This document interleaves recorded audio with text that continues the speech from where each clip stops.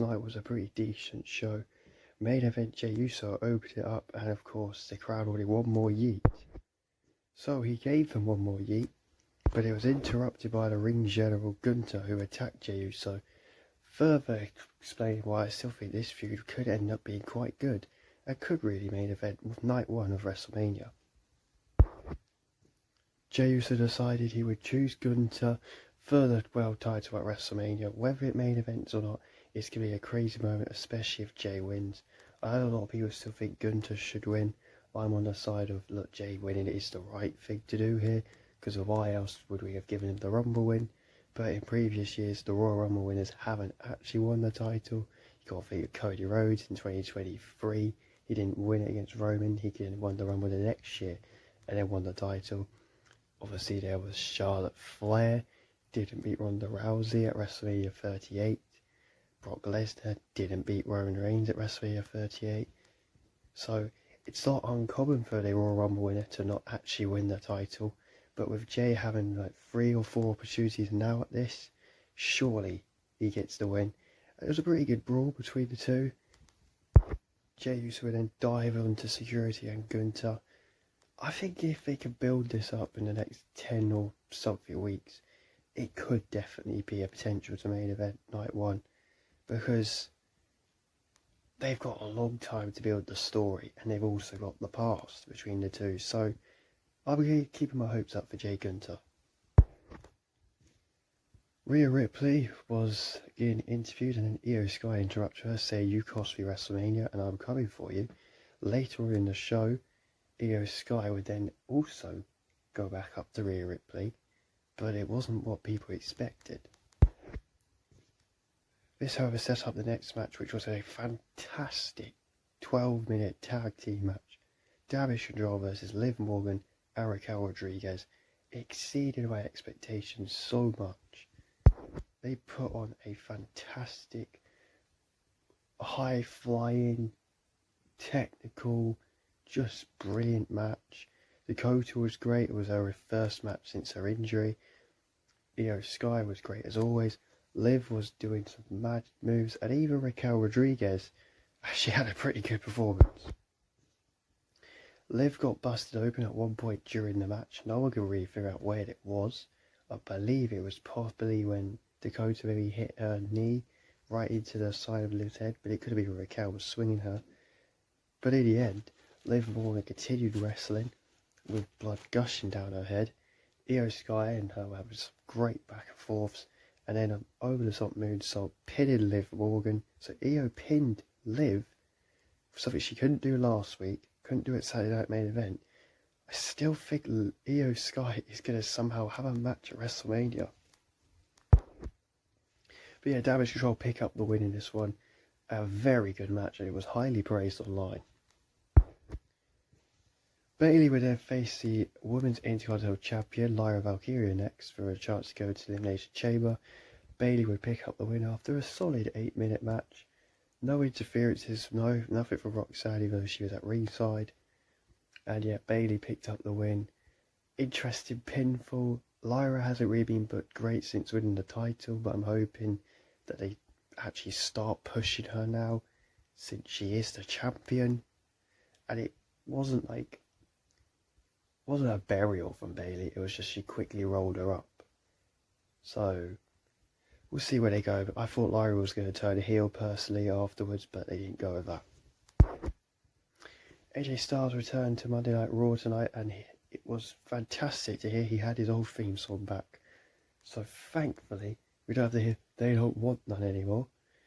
And he would be interrupted by Dominic Mysterio and Carlito, which sets up a match for next week. Dominic being AJ's first feud back, which probably could end up being AJ Finn, maybe at WrestleMania, AJ Finn at the Chamber. It's interesting.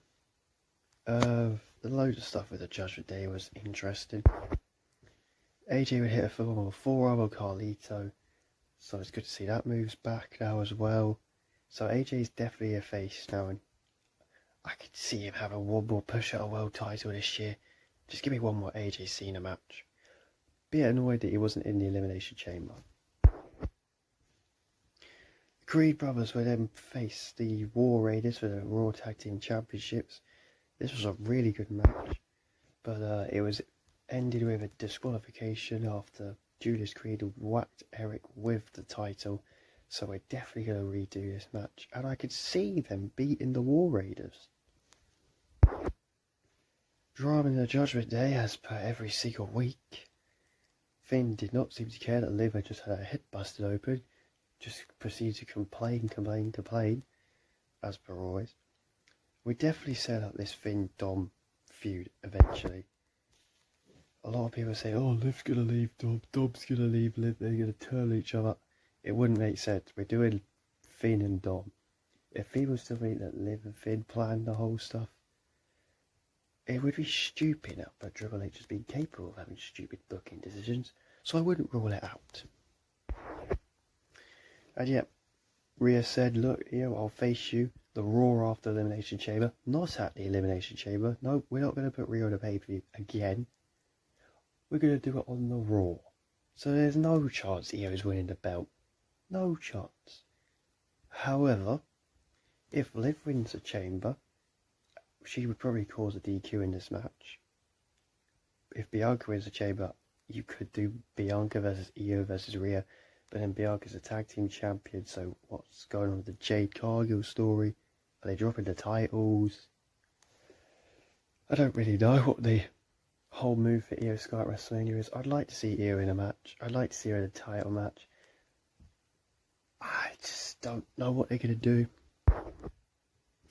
CM Punk got a very good promo before he's interrupted by Logan Paul. Punk would say, I am going to win the Chamber. I'm 100% confident. So yet again, Punk's just caused his demise. He's definitely not winning the Chamber. It'll be Cena. Logan Paul will probably cost Punk again, which could lead to Logan versus Punk, which means Seth versus Roman is a singles match. Who knows? I don't even know if Seth will qualify for the Chamber. I'd be interested to see what happens with that. And then this led to Logan Paul versus Rey Mysterio, which was a really good match. I hate to say it, but Logan Paul is very good in the ring. He's a knob, but he's very good in the ring. And he's got a new finisher now, the Pulverize, I think that's what they called it. And yeah, Logan's heading to the Chamber. So the men's Chamber right now is CM Punk, Logan Paul. Obviously, it could be Seth Rollins or Finn Balor. They've got John Cena in there. And it's either going to be Priest, Fatu, or Strowman joining Drew McIntyre, who also qualified on SmackDown. And obviously the women's chamber is Liv Morgan, Bianca Belair, Alexa Bliss, Bayley, and it's either going to be Roxanne Perez or Raquel, or Naomi or Chelsea Green. I believe it will be Naomi, and then they maybe bring Jade Cargill back, who then attacks Naomi, so Io still gets in the chamber, but I'm not sure about that now. And I believe it'll be Roxanne beating Raquel, unless Liv tries to interfere. Or Bayley tries to interfere to cost Roxanne, which would suck, because I want to see Roxanne in the chamber.